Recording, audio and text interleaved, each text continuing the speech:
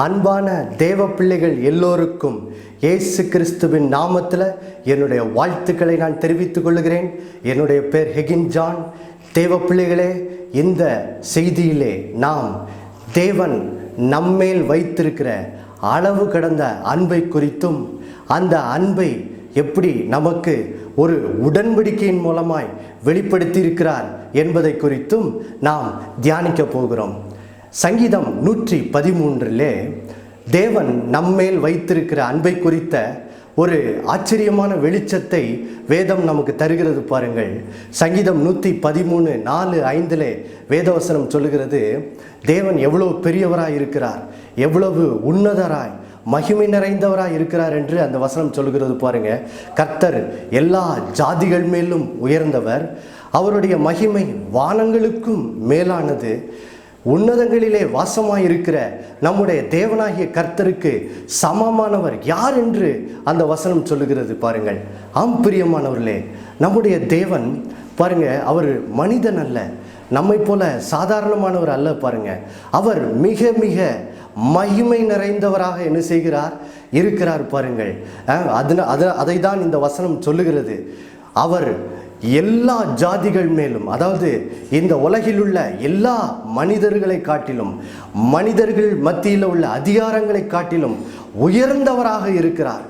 எந்த அளவுக்கு உயர்ந்தவராக இருக்கிறார், பூமிக்கு வானம் எவ்வளவு உயரமாக இருக்கிறதோ அவருடைய மகிமை, அவருடைய அதிகாரம், அவருடைய வல்லமை அவ்வளவு பெரிதாய் என்ன செய்கிறது, இருக்கிறது பாருங்கள் தேவ பிள்ளைகளே.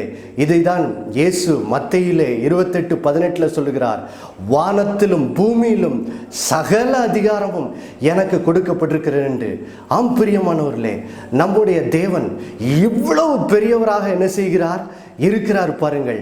நம்மை எல்லாம் அவர் உண்டாக்கின தேவனாய் இருக்கிறார். அதனால்தான் வசனம் சொல்லுகிறது, உன்னதத்திலே வாசம் பண்ணுகிற இந்த தேவனாகிய கர்த்தருக்கு சமமானவர் யார்? ஆம் பிரியமானவர்களே, வெளிப்படுத்தல் 1ஆம் அதிகாரத்திலே நாம் பார்க்கிறோம், இயேசுவுக்கு அன்பாயிருந்த சீஷனாகிய யோவான் பாருங்கள், மகிமைப்படுத்தப்பட்ட கிறிஸ்துவை அவன் தரிசனத்தில் என்ன செய்கிறான், காண்கிறான். இயேசுவை அவன் கண்டவுடன் பாருங்க, அவன் செத்தவனை போல அவருடைய பாதத்தில் விழுந்தான் என்று சொல்லுகிறது. ஏன்? அதுதான் நம்முடைய மகிமையின் தேவன். அவரை ஒருவரும் நேரில் என்ன செய்ய முடியாது, காண முடியாது பாருங்க. ஏன்னா அவர் அவ்வளவு மகிமை நிறைந்தவராய், அவ்வளவு உன்னதராய், அவ்வளவு வல்லமை நிறைந்தவராய், மிக பெரியவராக என்ன செய்கிறார், இருக்கிறார் பாருங்கள் தேவ பிள்ளைகளே. ஆனால் என்ன ஒரு ஆச்சரியம், இவ்வளவு பெரிய தேவன், இவ்வளவு மகிமை நிறைந்த தேவன், இவ்வளவு வல்லமை நிறைந்த தேவன், வேதம் சொல்லுகிறது சங்கீதம் 113:6 அவர் என்ன செய்கிறாராம், வானத்திலும் பூமியிலும் உள்ளவைகளை பார்க்கும்படி தம்மையே தாழ்த்துகிறாராம். அதாவது யாரை பார்க்கும்படி தாழ்த்துகிறார்? 7வது வசனத்திலே மனிதர்கள் எப்படிப்பட்டவர்கள் என்று சொல்லுகிறது. மனிதர்கள் சிறியவர்கள், அவர்கள் எளிமையானவர்களாய் இருக்கிறார்கள். நம்மை பார்க்கும்படி அவ்வளவு மகிமை நிறைந்த தேவன், அவ்வளவு பெரியவர், மகிமை நிறைந்தவர் நம்மை பார்க்கும்படி தன்னையே என்ன செய்கிறாராம், தாழ்த்துகிறாராம் தேவ பிள்ளைகளே. இதுதான் தேவ அன்பு. யோசித்து பாருங்கள், மனுஷர் மத்தியிலே ஒரு மிகப்பெரிய பதவியில் உள்ளவர் தனக்கு கீழாக இருக்கிறவர்களை அவர்கள் என்ன செய்வார்கள், உதாசீனப்படுத்துவார்கள். அவர்களை ஒரு பொருட்டாக என்ன செய்ய மாட்டார்கள், கருத மாட்டார்கள். இதுதான் மனுஷர் மத்தியில் உள்ள முறைமை. ஆனால் நம்முடைய அன்பின் தேவன், தேவன் அன்பாகவே இருக்கிறார். இந்த அன்பின் தேவன் எப்படிப்பட்டவராக இருக்கிறார், அவர் அவ்வளவு மிகப்பெரியவராக இருந்தாலும் அவர் தாழ்வில் இருக்கிற நம்மை நோக்கி பார்க்கும்படி அவர் பரலோகத்திலிருந்து நம்மை என்ன செய்கிறார், தாழ்த்துகிறார். இந்த சத்தியத்தை மிக அருமையாக நாம் யாத்திராகமம் 2ஆம் அதிகாரம் 23, 24, 25 வசனத்திலே பார்க்கிறோம் பாருங்கள். அங்கே இஸ்ரேல் மக்கள் அடிமைத்தனத்தினால் தவித்து தேவனை நோக்கி முறையிட்டு கொண்டிருந்தார்கள். வேதம் சொல்லுகிறது, பூமியிலே இஸ்ரேல் மக்கள் இட்ட முறையிடுதல் பரலோகத்தில் இருக்கிற தேவ சன்னதியை எட்டினது என்று. ஆம் பிரியமானவர்களே, தேவன் எவ்வளவு அன்பாக இருக்கிறார். நம்முடைய சிறிய தவிப்பு, நம்முடைய சிறிய முறையிடுதல், அந்த கஷ்டங்களின் மத்தியிலே, வேதனையின் மத்தியிலே மத்தியிலே நம்ம செய்கிற சிறிய ஜெபம் கூட பரலோகத்தில் இருக்கிற தேவ சந்நிதி என்ன செய்கிறது? எட்டுது பாருங்க. அடுத்த வசனம் சொல்லுகிறது, தேவன் அவருடைய முறையிடுதலை கேட்டு தாம் ஆபிரகாமோடு பண்ணின உடன்படிக்கையை நினைவு கூர்ந்து அவர் இஸ்ரேல் மக்களை கண்ணோக்கினாராம், நினைத்தருளினார். எவ்வளவு பெரிய அன்பு பார்த்தீங்களா? யோசித்து பாருங்க. இந்த இஸ்ரேல் மக்கள் யார்? அவர்கள் 430 வருஷமா எகிப்திலே சென்ற போது தங்களுடைய தகப்பனாகிய ஆபிரகாமின் தேவனை மறந்து விட்டார்கள். அவர்கள் மறந்து போனார்கள் பாருங்க. ஆனால் தேவன் அவர்களை என்ன செய்யவில்லை? மறக்கவில்லை. அவர்கள் அடிமைத்தனத்திலிருந்து அந்த பார்வோன் அவர்களை மிகவும் வேதனைப்படுத்தி கொண்டிருந்தான். மிகவும் அவர்கள் வாழ்க்கை மிகவும் கசப்பாகிவிட்டது. அந்த அடிமைத்தனத்தின் மத்தியிலே அவர்கள் இருந்தும் செய்த அந்த முறையிடுதலை தேவன் கேட்டு அவர்களை நினைவு கூர்ந்தார். அவர்களோ ஆபிரகாமோடு பண்ணின உடன்படிக்கையை நினைத்து பார்த்தார் என்று வேதம் சொல்லுகிறது. ஆம் பிரியமானவர்களே, இதுதான் தேவன் நம்மேல் வைத்திருக்கிற அளவு கடந்த அன்பு. அவர் அவ்வளோ பெரியவராக இருந்தாலும் தாழ்வில் இருக்கிற நம்மை நினைத்து பார்க்கிறவராக இருக்கிறார். ஹல்லேலூயா. நான் நினைக்கிறேன், இப்போ நாம் ஒரு நிமிடம் கரங்களை உயர்த்தி கர்த்தருக்கு நன்றி சொல்ல வேண்டும் பாருங்க. ஹல்லேலூயா. இப்பொழுது இரண்டாவது காரியம் யோசித்து பாருங்க. நாம் அந்த இஸ்ரேல் ஜனங்கள் எகிப்திலே சென்று கொண்டிருந்த அந்த வேதனை போன்று நாமும் மிகவும் நெருக்கப்பட்டு வேதனைப்பட்டு கொண்டிருக்கும் போது நம்முடைய மனசில் ஒரு எண்ணம் வரலாம். என்ன எண்ணம்? நீங்கள் இப்போ சொல்கிறீங்க, பிரதர், தேவன் இந்த அளவுக்கு என் மேலே அன்பாக இருக்கிறாரு, இந்த அளவுக்கு என் மேலே கரிசனையாக இருக்கிறாரு, அவர் என்னை கண்ணோக்கி பார்க்கிறார் என்று சொல்லி நீங்கள் சொல்கிறீங்க. அது என் உள்ளத்துக்கு புரியுது. ஆனாலும் கூட கஷ்டங்கள் மத்தியிலே, மிகுந்த வேதனை மத்தியிலே என்னால் இந்த தேவ அன்பை புரிந்து கொள்ள முடியலையே. எனக்கு தேவன் பேரில் சந்தேகம் தான் வருது, தேவன் பேரில் கசப்பு தான் என்ன செய்து வருது.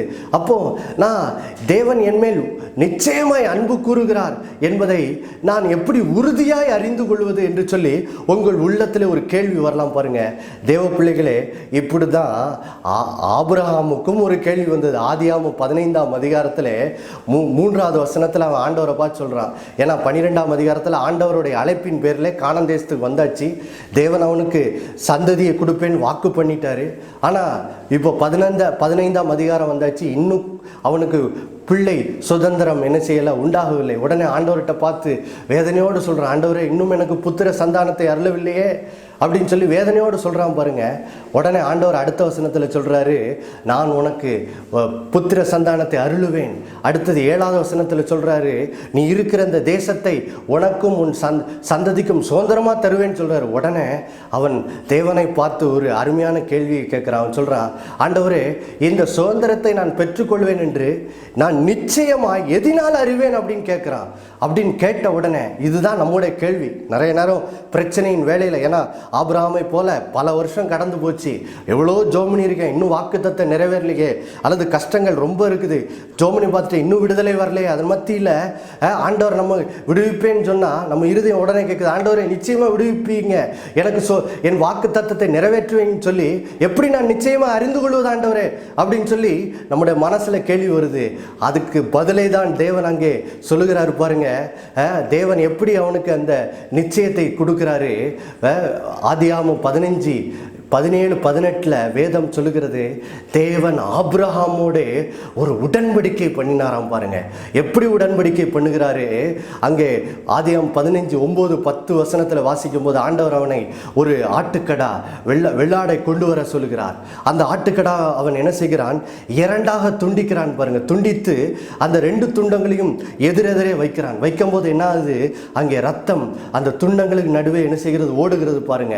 இப்போ வேதம் சொல்லுகிறது, ஆதியாகமம் 15:17 தேவன் ஒரு அக்னி சூளையிலே அவர் அந்த துண்டங்களின் நடுவே கடந்து சென்று, அந்த இரத்தத்திலே நடுவே கடந்து சென்று அவர் ஆபிரகாமோடு என்ன செய்தார்? உடன்படிக்கை பண்ணார் பாருங்க. இதை ஆபிரகாம் கண்ட உடனே அவன் உள்ளத்தில் ஒரு நிச்சயம் வந்து விட்டது. ஏன் தெரியுமா தேவ பிள்ளைகளே? ஆண்டவர் பாருங்க, அந்த ஆட்டுக்குட்டியின் இரத்தத்தின் நடுவே கடந்து போய் அவர் ஆபிரகாமோட உடன்படிக்கை பண்ணினார். அதுக்கு அர்த்தம் என்ன? அதுக்கு அர்த்தம் ஆபிரகாமுக்கு நல்லா புரியுது பாருங்க. ஏன்னா அந்த இரத்தத்தின் நடுவே நடந்து உடன்படிக்கை பண்ணுவதற்கு அர்த்தம் என்ன? ஆண்டவர் இதை தான் ஆபிரகாமை பார்த்து சொல்லுகிறார். ஆபிரகாமே, இந்த ஆட்டுக்குட்டியின் இரத்தத்தின் நடுவே நின்று இப்பொழுது நான் உனக்கு சொல்லுகிறேன், என்னுடைய வாக்கு தத்தத்தை உனக்கு நிறைவேற்றுவேன். அது அப்படி சொல்றதுக்கு அர்த்தம் என்னது? அந்த இரத்தத்தின் நடுவில் நின்று செய்த வாக்கு தத்தத்தை யாராவது மீறினால் அந்த ஆட்டுக்குட்டி எப்படி மரித்து போனதோ அதே போல வாக்கு தத்தத்தை மீறினவர்களும் என்ன செய்ய வேண்டும்? மரிக்க வேண்டும். அப்போ ஆபிரகாமுக்கு நல்லா புரிஞ்சிட்டு, வானத்தையும் பூமியும் படைத்த தேவன் வாக்கு தத்தத்தை நிறைவேற்றாமல் அந்த அந்த இரத்த உடன்படிக்கை மீறினால் அவர் மரிக்க வேண்டும். இப்போ தேவன் மரிக்க முடியாது, ஏன்னா மரித்தா எல்லாமே அழிந்து போயிடும். அப்போ உடனே அவனுக்கு புரிஞ்சுட்டு பாருங்க, இப்போ தேவன் என்னது? பொய் சொல்ல மாட்டார். அதனால தான் என்னாகும் 23:19 சொல்லுது, பொய் சொல்ல தேவன் ஒரு மனிதன் அல்ல, அவர் சொல்லியும் செய்யாதிருப்பாரா, வசனித்தும் நிறைவேற்றாதிருப்பாரா?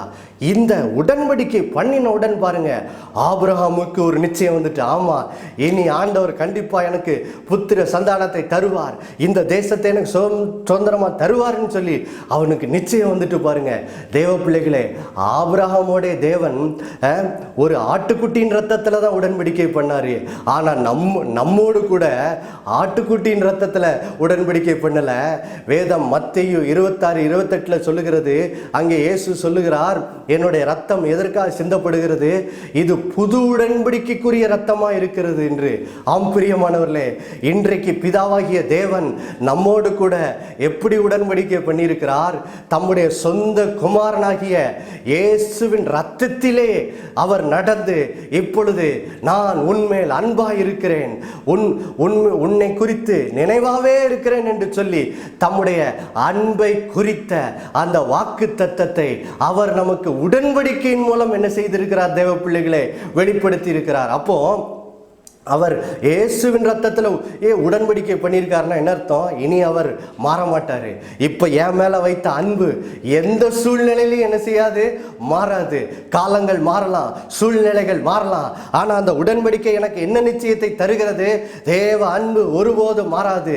அன்றைக்கு இஸ்ரேல் மக்களை கண்ணோக்கி அவர்களை விடுவித்த தேவன், ஆபிரகாமை கண்ணோக்கி வாக்கு தத்தத்தை நிறைவேற்றின தேவன், புத்திர சந்தானத்தை ஈசாக்கை கொடுத்து ஆபிரகாமை ஆசீர்வதித்த தேவன் இன்றைக்கு நம்மேலும் அன்பா இருக்கிறார் என்ற நிச்சயம் நமக்கு இருக்கிறது.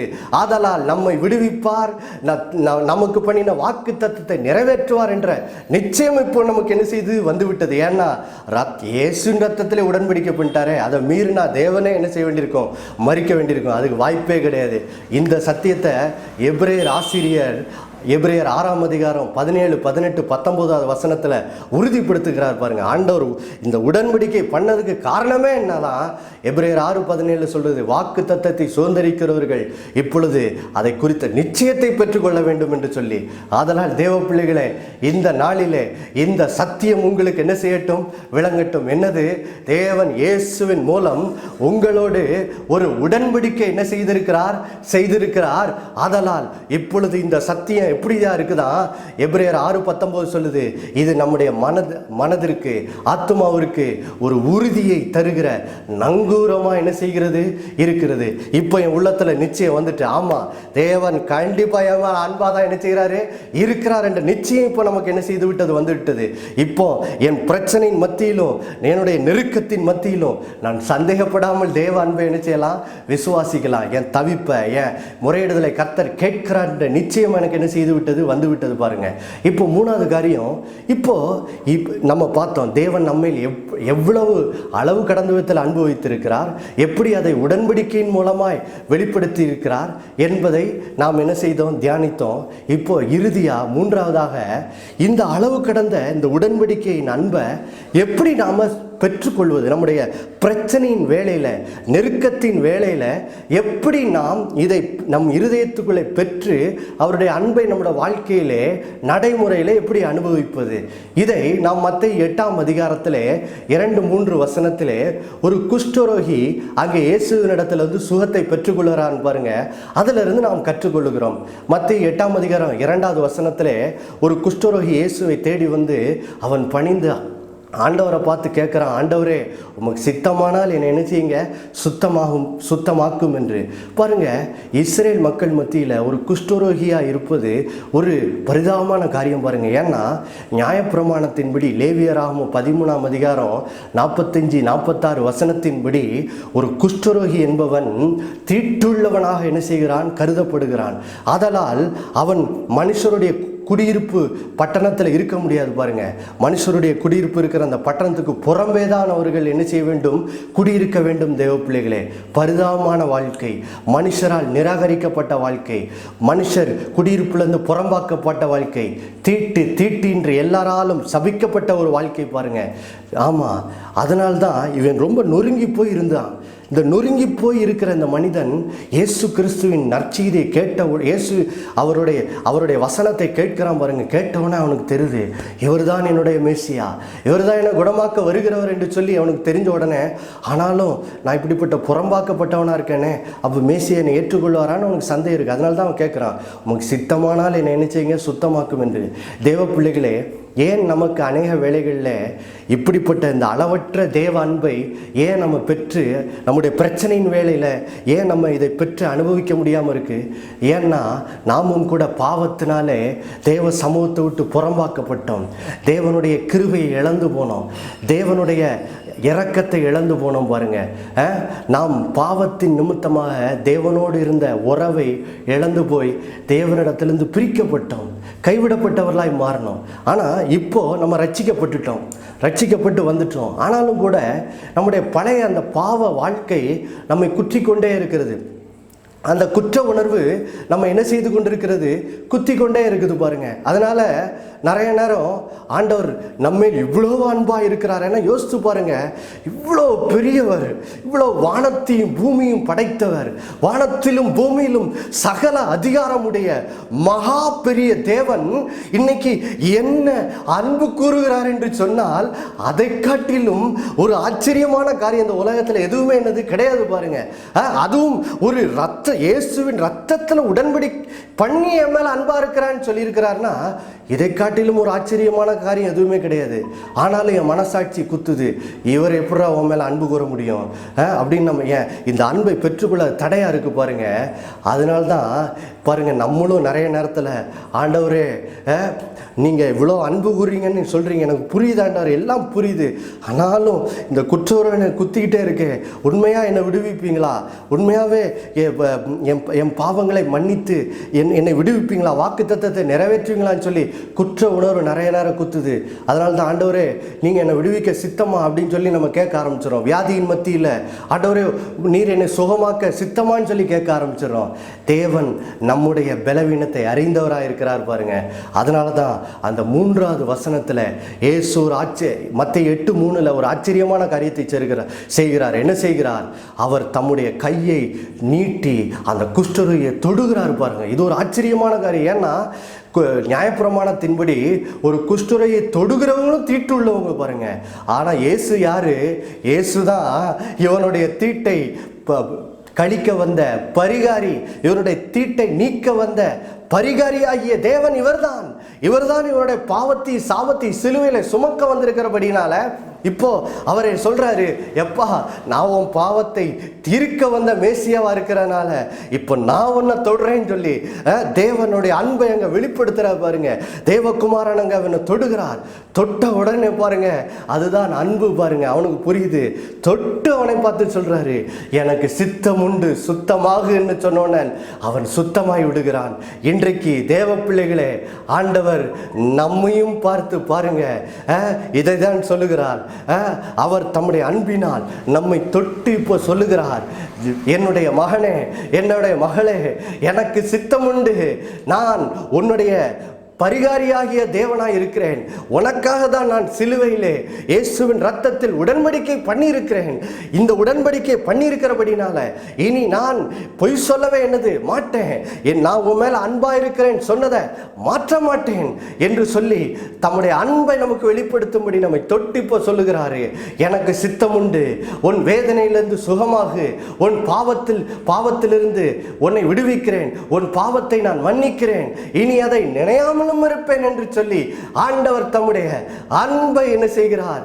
வெளிப்படுத்துகிறார். பாருங்க தேவ பிள்ளைகளே, அப்போ நம்ம இன்னைக்கு இந்த அன்பை பெற்றுக்கொள்வதற்கு நாம் செய்ய வேண்டியது என்னது?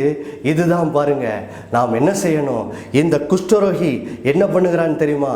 அந்த 2வது வசனத்துல ஒரு ஆச்சரியமான காரியத்தை செய்கிறான். ஆண்டவர் முன்னாடி வந்து பணிந்து கொள்ளுகிறான். ஆண்டவர் முன்னாடி வந்து பணிந்து ஆண்டவரேன்றவனை கூப்பிடுகிறான். பாருங்க, இதுதான் ரொம்ப ரொம்ப முக்கியம். இது எதை காட்டுது? அந்த குஷ்டரோகி தன்னையே தாழ்த்துகிறான். தன்னை தாழ்த்தி இயேசுவை மகிமைப்படுத்துகிறான். பாருங்க தேவ பிள்ளைகளே, இன்னைக்கு நாமும் இதை தான் செய்ய வேண்டும். நாம் இந்த தேவனுடைய அந்த அளவு கடந்த அன்பை பெற்றுக்கொள்வதற்கு என்ன பண்ணணும்? நம்மை முதல்ல தாழ்த்த வேண்டும். பாருங்க, ஒருவேளை நமக்கு பல சந்தேகங்கள் இருக்கலாம். ஏன்னா நம்ம எல்லாருக்குமே சந்தேகம் வரதான் செய்யும் கஷ்டங்களின் மத்தியில். ஆனால் அதன் மத்தியில் நம்மை தாழ்த்தி இயேசுவே என்று சொல்லி, நீர்தான் என் ஆண்டவர், நீர்தான் மகிமை தேவன் என்று சொல்லி அவரை மகிமைப்படுத்தும் போது பாருங்க, இப்போ நாம தேவன் தம்முடைய அன்பை நமக்கு வெளிப்படுத்துவதற்கு, தம்முடைய அன்பை அவருடைய அன்பை நாம் பெற்றுக்கொள்வதற்கு இப்போ இது என்ன செய்து? வழியை என்ன செய்கிறது? திறக்கிறது. பாருங்கள் தேவ பிள்ளைகளே, இது வழியை திறக்கிறது. அப்போ தேவ பிள்ளைகளே, இந்த நாளிலே நாம் என்ன செய்வோம்? ஒருவேளை நீங்கள் சில நெருக்கத்தின் மத்தியில் கடந்து போகலாம், வியாதியின் போராட்டத்தின் மத்தியில் என்ன செய்யலாம்? கடந்து போகலாம். பாருங்க, என்னுடைய வாழ்க்கையில் கூட ஒரு 2 மாதத்திற்கு முன்னாடி ஒரு பலவீனம், மிகுந்த ஒரு பலவீனத்தினால் நான் மிகவும் நெருக்கப்பட்டேன். பாருங்க, அது என்னை மிகவும் நெருக்கினது. பல நாட்களாய் அந்த வியாதியினால் நான் கஷ்டப்பட்டேன். பாருங்க, இதன் நிமித்தமாக என் மனது சோர்ந்து போய், ஆண்டவரே இந்த வியாதியிலிருந்து நான் விடுதலை பெற முடியுமா? என்னை சுகமாக்குவீரா? அப்படின்னு சொல்லி பலவிதமான சந்தேகத்தின் எண்ணங்கள் எனக்கு வர ஆரம்பித்தது. பாருங்க, அப்போ தேவன் தம்முடைய அன்பை பாருங்க இந்த சத்தியங்களின் மூலமா எனக்கு போதிக்க ஆரம்பித்தார். எப்படி அவர் என் மேல் எவ்வளவு அன்பாக இருக்கிறார், எப்படி என் மேல கண்ணோக்கமாக இருக்கிறார், எப்படி அதை உடன்படிக்கையின் மூலமா அதை வெளிப்படுத்தி இருக்கிறார் என்பதை எனக்கு கற்பிக்க ஆரம்பித்தார். பாருங்க, கற்பிக்க ஆரம்பித்த உடனே எனக்குள்ள ஒரு நிச்சயம் வர ஆரம்பிச்சது. பாருங்க, எனக்கு ரொம்ப உதவின ஒரு வசனம், ரோமர் 5:10. அந்த வசனம் சொல்லுது, நாம் தேவனுக்கு சத்துருக்களாக இருக்கையில் அவருடைய குமாரனின் மரணத்தினாலே நான் தேவனோடு ஒப்புரவாக்கப்பட்டேனால் ஒப்புரவாக்கப்பட்ட பின் அவருடைய ஜீவனாலே ரட்சிக்கப்படுவது அதிக நிச்சயம் அல்லவா அப்படின்னு சொல்லி அந்த வசனம் சொல்லுது. பாருங்க, அப்போ அந்த வசனம் எனக்குள்ள பேச ஆரம்பிச்சது. ஆமா, நான் பாவியா இருந்த போதே ஆண்டவர் அவர் தம்முடைய உடன்படிக்கையின் நிமித்தமாக என்னை தேடி வந்து என்னை ரட்சித்தார் அல்லவா? நான் முழுமையான பாவியாக இருந்த போதே, நான் தேவனுக்கு சத்துருவாக இருந்த போதே அவர் என்னை தேடி வந்து ரட்சித்தார் அல்லவா? எவ்வளோ பெரிய பாக்கியம்! அப்போ நான் பாவியாக இருந்த போதே என்னை ரட்சித்திருப்பார் என்றால் இப்போ என் உள்ளம் பேச ஆரம்பிச்சுது. இப்போ நான் யாரு? நான் தேவனுடைய பிள்ளையாச்சே, நான் அவருடைய மகனாச்சே, அவருடைய ரத்தத்தினால் என் பாவம் மன்னிக்கப்பட்டிருக்குது. அப்போ கண்டிப்பாக என்ன செய்வார்? சுகமாக்குவார் என்ற அந்த தேவ அன்பின் நிச்சயம் இருதயத்தை நிரப்ப ஆரம்பிச்சது. பாருங்க, நான் ஆண்டவருடைய சமூகத்தில் என்னைய தாழ்த்த ஆரம்பிச்சேன். ஆண்டவரை நோக்கி பார்க்கும்படி பரிசுத்தாவின் என்னை பலப்படுத்த ஆரம்பிச்சார். என்னை தாழ்த்தும் போது இந்த தேவ அன்பை என் இருதயத்துக்குள்ளே பெற்றுக்கொள்வதற்கு எனக்கு வழி திறந்தது. பாருங்க, ஆண்டவர் தம்முடைய வார்த்தை எனக்கு அனுப்பினார். நான் இந்த அன்பை விசுவாசித்து தேவனுடைய வாக்கு தத்தத்தை இயேசுவின் தழும்புகளால் நான் சுகமானேன் என்று சொல்லி வாயை திறந்த அறிக்கை செய்ய ஆரம்பிச்சேன். பாருங்க, தேவன் எனக்கு ஆச்சரியமான விடுதலை என்ன செய்தார்? தந்தார். பாருங்க, ஏன்னா எந்த பலவீனத்தில் கஷ்டப்பட்டேன்னா இழப்பு, மூச்சு விட முடியல. என்னோட வீடு முதல் மாடியில் இருக்கு. பாருங்க, மேல் மாடியிலேருந்து கீழே கூட என்னால் இறங்க முடியல. பல நாட்களா அவ்வளோ நெருக்கப்பட்டேன். மூச்சு கூட விட முடியலன்னா பிறகு எவ்வளோ கஷ்டமா இருக்கும். ஆனால் தேவ பிள்ளைகளே, தேவன் எனக்கு ஆச்சரியமான விடுதலை என்ன செய்தார்? தந்தார். பாருங்க தேவ பிள்ளைகளே, தேவன் நேற்றும் இன்றும் என்றும் மாறாதவராய் இருக்கிறார். அவர் பட்சபாதம் இல்லாத தேவனாய் இருக்கிறார். இன்றைக்கு நீங்கள் கூட ஒருவேளை உங்கள் சரீரத்தில் சில பலவீனத்தினால் கஷ்டப்பட்டு கொண்டிருக்கலாம், அல்லது உங்கள் குடும்பத்தில் சில கஷ்டங்கள் வழியே கடந்து போய் கொண்டிருக்கலாம். தேவ பிள்ளைகளே, இந்த உடன்படிக்கையின் தேவனை நோக்கி பாருங்க. ஆபிரகாம் அப்படிதான் செய்தான். தேவன் இந்த உடன்படிக்கை செய்த உடனே பாருங்க, அவனுக்குள்ள நிச்சயம் வந்த உடனே பாருங்க, ரோமர் 4:20 21 சொல்லுது, ஆபிரகாமுக்கு ஒரு நிச்சயம் வந்தோடனே அந்த வசனம் சொல்லுகிறது, தேவன் வாக்குத்தத்தம் பண்ணினதை நிறைவேற்ற வல்லவர்னு சொல்லி அவன் முழு நிச்சயமாக நம்ப ஆரம்பிச்சிட்டானா. நம்ப ஆரம்பிச்சு இல்லாதவைகளை இருக்கிறவைகளை போல அழைக்க ஆரம்பிச்சா பாருங்க. நான் அநேக ஜாதிகளுக்கு தகப்பன், நான் அநேக ஜாதிகளுக்கு தகப்பன் சொல்லி அழைக்க ஆரம்பித்தான். அவனுக்கு விடுதலை என்ன செய்யிட்டு உண்டாகி விட்டது. அதனால் தேவ பிள்ளைகளே, இன்றைக்கு அந்த உடன்படிக்கையை நோக்கி பாருங்க. பொய் சொல்ல அவர் ஒரு மனிதன் அல்ல, மனம் மாற ஒரு மனுபுத்திரனும் அல்ல. அந்த இயேசு கிறிஸ்துவின் ரத்தத்தின் மேல் நின்று அவர் நமக்கு வாக்குத்தத்தம் பண்ணியிருக்கிறார். நான் உன்மேல் அன்பாகவே இருக்கிறேன், நான் உன்னை விடுவிப்பேன், நான் உன்மேல் கண்ணோக்கமாக இருக்கிறேன், உன்னுடைய சிறிய தவிப்பும் சிறிய முறையிடுதல் கூட நான் அந்த ஜபத்தை கேட்பேன் என்று சொல்லி ஆண்டவர் வாக்குரைத்திருக்கிறார். ஆதலால் இந்த நாளிலே தேவ பிள்ளைகளே, இந்த வாக்கு தத்தத்தின் மேல் விசுவாசம் உள்ளவர்களாய் என்ன செய்யுங்கள், தேவனை நோக்கி என்ன செய்யுங்க, கூப்பிடுங்க. ஏன்னா சங்கீதம் 91:15 சொல்லுகிறது, ஆபத்து காலத்திலே அவன் என்னை நோக்கி கூப்பிடுவான், நான் அவனுக்கு மறு உத்தரவருளி செய்து நான் அவனோடு இருந்து அவனை தப்புவிப்பேன் என்று சொல்லி ஆண்டவர் நமக்கு வாக்குரைத்திருக்கிறார்கள். ஆதலால் தேவ பிள்ளைகளே, நாம் எல்லாரும் இணைந்து பாருங்க, இப்போ தேவனை நோக்கி பார்க்க போகிறோம். இன்றைக்கு கேட்ட இந்த சத்தியத்தை நினைவு கூர்ந்து நோக்கி பார்க்க போகிறோம். என்ன இந்த சத்தியத்தை இன்னைக்கு கற்றுக்கொண்டோம்? சங்கீதம் 113 அந்த 4, 5, 6 வசனங்கள் கற்றுக்கொண்டோம். அவர் மிகப்பெரியவராயிருக்கிறார், அவர் மகா பெரியவராயிருக்கிறார், வானங்களுக்கும் மேலாக அவர் உயர்ந்தவராயிருக்கிறார். ஆனால் அவர் என்னை கண்ணோக்கி பார்க்கிறார்.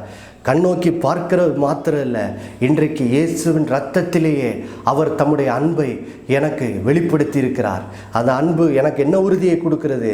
அவர் இரத்தத்தில் பண்ண அந்த உடன்படிக்கை மூலமாய் வெளிப்படுத்தியிருக்கிற அன்பு எனக்கு ஒரு நிச்சயத்தை தருகிறது. தேவன் வாக்கு தத்தத்தை மாற்ற மாட்டார், அவர் மாற்ற முடியாது. ஏன்னா மாற்றினார்னா அவரே மறிக்க வேண்டியதாகிடும். அப்போ இது எனக்கு ஒரு நிச்சயத்தை கொடுக்குது. அப்போது நான் இப்போ என்ன பண்ண போகிறேன்? மத்தேயு 8 கற்றுக்கொண்டோம், உங்களையே நீங்கள் தாழ்த்தும் போது இந்த அன்பை நீங்கள் பெற்றுக்கொள்கிறீர்கள்.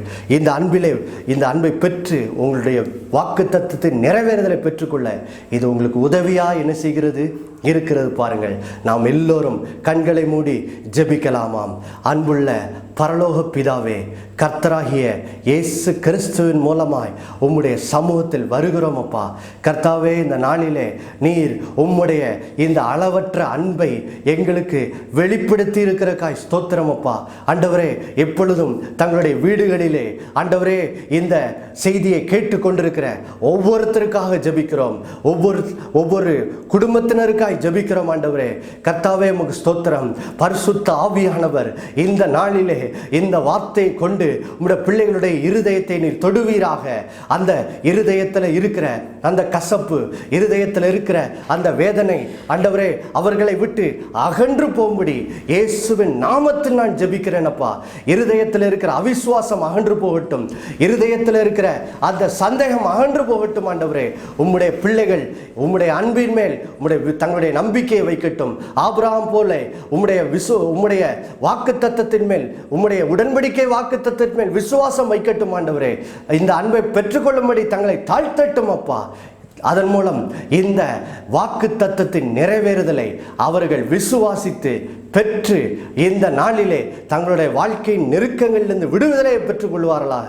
என்னென்ன வாக்கு தத்தங்கள் செய்திருக்கிறீரோ அதனுடைய நிறைவேறுதலை பெற்றுக்கொள்ளும்படி இயேசுவின் நாமத்தில் ஜெபிக்கிறோம். நீர் அப்படி செய்ததுக்காக நன்றி.